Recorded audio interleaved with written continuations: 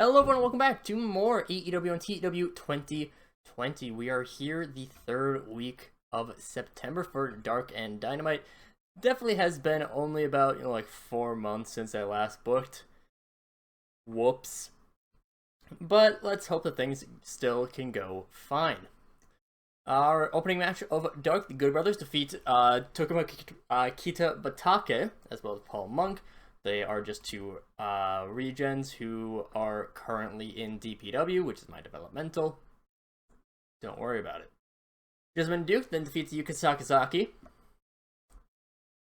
And following the match, Jessamine Duke is doing her usual celebrations when Paige Van Zandt's music hits. She and Dan Lambert come out onto the ramp, where Lambert is talking shit about Dean Malenko's credentials and coaching an MMA fighter like Jessamine Duke. He keeps talking shit until eventually Duke is jumped from behind by fellow four-horsewoman of MMA, Marina Shafir.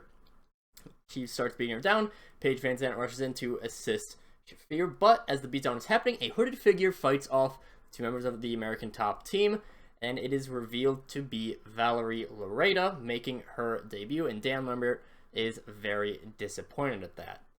Valerie Loretta, recently making her debuts in pro wrestling. She's only like 24, so lots of room to grow, which is very nice. Also, very good look about her. Private Party defeat the Gun Club. Private Party have been booked so poorly recently. After this, Minoru Suzuki is seen at a training dojo with a bunch of relatively unknown people, and he looks at their training with disgust. After a little bit of this, he harshly calls it off in Japanese for marching into the ring. One of the people from the DDT excursion is out here, and he goes up to him. He talks to him in Japanese for a little bit before a massive chop across Nobuhiro Shimatani's chest before yelling in English that everyone needs to learn to toughen up if they want to be top tier, if they want to be anything in pro wrestling in general. Hook defeats Bruiser Sheridan. After this, lots of segments. Britt Baker is walking around backstage when she is approached by Kairi Hojo, who immediately starts jawing at Britt for her statements on the waiting room 2 weeks ago. Britt doesn't back down, and she eventually gets Cynthia Regal to attack Kairi from behind. And after the beatdown is done, Britt is taunting Kairi, saying basically that AEW is her company, regardless of what it may seem. Something something DMD. Jonathan Gresham defeats Cutter SK. Ashley Flair defeats Willow Nightingale. Donovan Dijak defeats Hideki Okatani. After this, we cut to backstage where the Queen's Court is hyping Ashley up a little bit after her match. However, after this, Ashley asks the all-important question of why they all insisted that she should wrestle more on Dark. And Lady Lydia, specifically her, comments that if she keeps wrestling on Dark, not only will her record improve, but she can start to pick out weaknesses of other women on the roster and other women in the division. And Ashley is very much not content with this. The top stars don't really wrestle on Dark, but she is eventually shut up from responding further when Chris Statlander jumps all 4 of them, and probably just because the members of the Queen's Court are in street clothes, and Flair has wrestled a match a little bit ago, and also the element of surprise, Chris beats them all down. She stares at the camera before walking off. Morgan Daniels defeats Queen Lupa. And in our main event of Dark, Brody Lee defeats Tony Deppen. We get a 63 rated show of Dark, but now let's just see how I managed to book Dynamite, because I'm not too confident about it, because, again, it's been like 4 months since I last booked. Our show of Dynamite begins with a match in the Tag Team Breakout Tournament as the Acclaim defeat TNT. Terrell Dudley ends up breaking his nose. That's fine. After the match, MJF's music plays, but instead of MJF, it's Chris Bay and the North.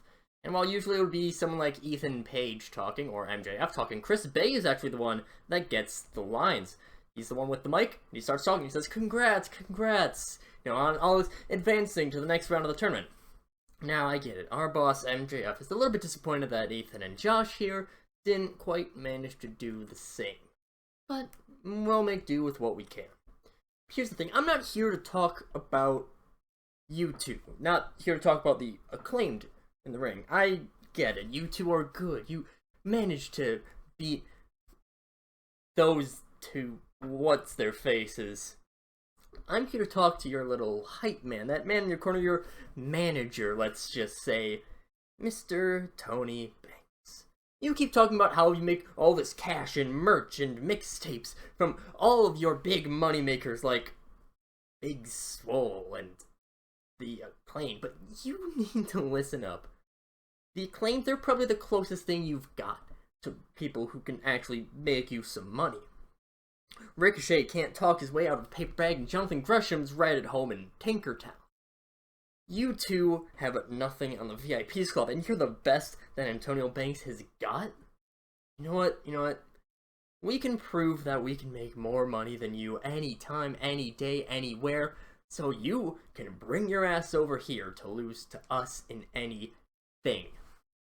I did have to look up. Tinkertown is a children's theme park in Winnipeg. We are, of course, in Winnipeg, continuing our Canadian tour. Gonna lose a lot of money, but we need to work on Canada, so it's fine. After this, there's a vignette at the Nightmare Factory with Lance Storm and 3 other prospects. Lance Storm speaking to the camera, and he introduces the 3 of some of the best young prospects that European pro wrestling has to offer. Says that people should be looking forward to the careers of these 3 as they are all starting to go far. All 3 of them. We have Anneke van der Schuren. She is a Belgian 21-year-old, very good in the ring. Pasquale Giordano is an Italian man. Also, I believe he is 19, I want to say. Emilia Blanco is a Spaniard at 17 years old. None of them can speak English, but they all do have some pretty good stats. Wanted to bring in a little bit more of, well, some people who are not just Americans, Canadians, or Japanese people, because we have a lot of those. So, you know, mix up with some diversity and, you know, bring in some Europeans. Lance Storm I've had for a while, but he just hasn't had a reason to debut yet. But we will see how these 3 do. After this, we have our time limit draw between Charles Betts and Zack Sabre Jr. Kurt Angle was at the announcer desk commentating for his 2 people. Time limit ends as the 2 members of Team Angle have each other in submissions. Both release their holds right as the match ends, and Kurt, he slowly leaves commentary and gets into the ring, makes sure that they're both okay, that they're, you know, that everything's fine, talks to him a little bit, and after helping both of them up, Charles Betts offers a handshake to Sabre Jr., and Kurt's like, alright, yeah, this is what I want to see. After a little bit of a long wait, Sabre Jr., he's mulling it over, but he pretty gladly, you know, he smiles and he does take the handshake to a pop from the crowd. I didn't want to do a generic tag team breakup. Those do I mean, they have great chemistry, but I did want to see them against each other because I felt they could have a really good match, which they did, a 79 rating for a draw. So, wanted a good match, but still. But of course, things are not done. As that celebration is happening, Io Shirai appears on the Shawn, and she is sarcastically clapping. She says, "Congrats on making it between your friends, Sabre. I'm real proud of you. But I want to make things clear. I might have already beaten Layla Hirsch, but I don't think I'm done with you quite yet, Kurt. You're a bona fide legend of the business, after all. One of the greatest translations from some other sports to pro wrestling. And I'm not just going to take this opportunity for granted. So, camera pans back to show that Io is standing over a beaten-up Layla Hirsch. She keeps talking. She says, I want to keep things interesting. I've heard people say that I'm not truly that good because I lost to Mayu in my title match. And I get it. It was a good match, and I did lose. But Mayu's a good competitor, and I need to prove those people wrong. There's a reason why I am the best women's wrestler in the world. Angle, you're in Paul Heyman's ears. So I want you to open up and listen to me well. Tell Paul Heyman that I want singles matches against Charles Betts and Zack Sabre Jr. Vignette cuts off. There's a little bit of a shock going on, because Io Shirai has just challenged 2 guys.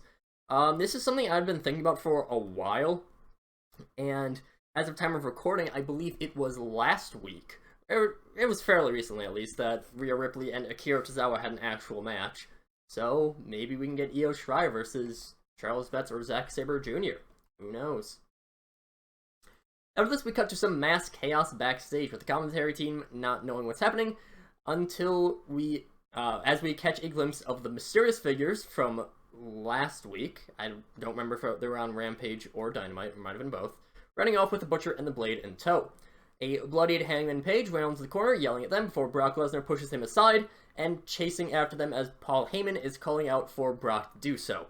Heyman and Mox themselves then appear around the corner, and there's just a massively long censor.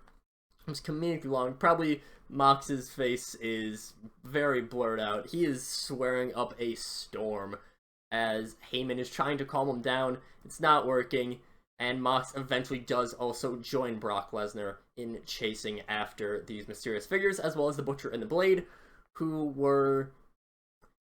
they had attacked Hangman Page before. They got basically arrested. Don't worry about the logistics of bringing essentially hostages on your tours. Don't worry about it. It's fine. But we continue on. After this real quick match, Jade Cargill defeats Mary Dobson. She stands in the ring, given mic by Hayter. She says, today's been a chaotic day in AEW, but there's something that will never be changed. We're gonna bring things down. We're gonna really bring you with some reality. That's that the baddies are gonna rule the roost here in AEW. No queens, no so-called top women, no stars, nothing is gonna stop the baddies from rising to the top. So that brings me to a few people that I want to talk about. Jordynne Grace, Kiera Hogan, and those two ladies in the Rose Garden Vipers and Penelope Ford. We all have our problems with all of you, and Helena even has a little bit of dirt on you, so... And, let me actually just make sure we do that. Jade wants to talk more, but her mic is cut off as Paul Heyman marches to the ring, and he has a mic in hand, and he basically just says, there's some very important things to talk about. Don't worry, I will... he's gonna give them more time as a makeup. He probably talking off mic with them a little bit before eventually the baddies all leave, and Heyman is alone in the ring. He's again in the ring, and he's very visibly angry. And he says, ladies and gentlemen, you already know me, and you know that my name is Paul Heyman, and I am your AEW head of talent management. However, something has been happening in recent months that that my talents have been repeatedly beaten down by mysterious figures. They've been terrorizing this company for the entire year, starting all the way back in February. It was back in February, with Kenny Omega being taken hostage. I'm offering anyone, not just our wrestlers backstage, and he's basically going to say that he's going to have a huge bounty, but the lights go out. There's a little bit of a thud. They come back on. Chris Statlander standing over Heyman, who is down on the ground. Again, same sort of thing as with Renee all the way back 2 years ago in Save. With the, again, not going to make them actually take bumps. But she gives Chris is knocking down, then kind of slow, soft smile. It's very calm, despite the fact that she's obviously just attacked Paul Heyman. Picks up the mic, and she just says, we won't be forgotten. Lights go off again. Chris is gone. Medical staff come out there helping Heyman. There's a little bit of vamping from commentary as we go into commercial. We come back from commercial with a match. Ricky Starks defeats Christian. I'm fine with jobbing out a little bit. Ricky Starks, he did win the Casino Battle Royale at All Out. Yeah, All Out. Right? Yeah, All Out. What's Double or Nothing? I think it was All Out. But he still does need a little bit of pop. He is the #1 contender for Miro's World Championship, which Taz says right here. And the entire match, Christian Cage is talking with Starks, and Cage is trying to recruit some young people who are really, top of the line, but Starks, after winning the match, he's focused the entire match, and Starks, he's not interested. He says that he's loyal to Taz. Taz has had his back all this time. He's not just gonna turn on Taz right now. And after the match, Taz comes to the ring. He says that Christian isn't gonna pull Ricky Starks away from his destiny as future AEW World Champion. States that Ricky's gonna be a champion, and that he's gonna beat Miro, sorry old ass. So, yeah, again, just building that up, I figured we should probably get at least a title program in. After this, we see Kevin Steen and Rey Mysterio backstage talking into a camera. And they say, last week, you wanted us to find ourselves some tag partners to take on the Briscoes, Jeff Cobb, and Hook. So we've gone and done just that. Now, we know exactly what kind of people all of you are. You're roughhousers, you're bruisers, freaks of natures, and all incredibly strong pro wrestlers. But there's something that you all lack a bit, and something that we both could use a little bit more. After all, we're a little bit more on in our years. We're not as lithe as we once were.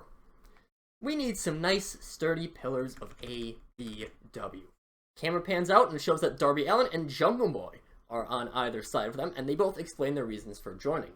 Jungle Boy explains his difficulties that he's had with Team Taz a long time back, back when he feuded with Chris Jericho.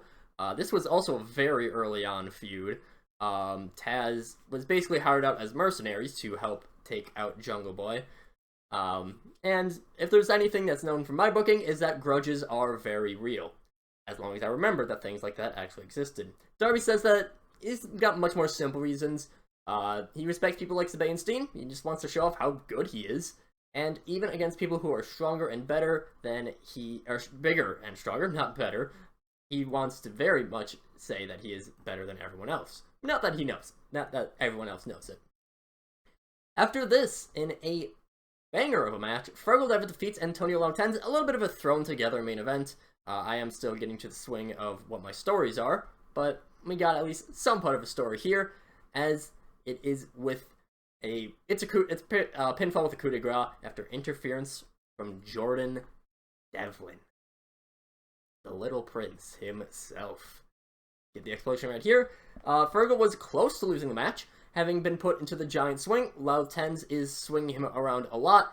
Fatu distracts the ref, and someone climbs up to the top turnbuckle, leaps down, drop kicks. It does hurt Devitt by being released from it, but Excalibur does point out that it is Jordan Devlin who is fighting off Lautens, eventually hits his finisher. I think it's like the Irishman's Call, I want to say is the name.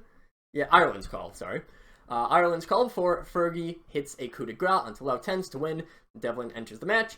Fatu enters the match, or enters the ring afterwards. They don't enter the match. And the three members of Princedom stand tall as the show ends. 85. Okay, so in terms of ratings, at least this is good. I'm not sure if I'm too proud of this in terms of the stories being told, but it is still, again, I had a 4-month hiatus. There was no reason for it. I just kind of forgot to play the game for a while, but still, hopefully, this was a good show, and we'll continue on next time for Rampage. And hopefully it's a better show.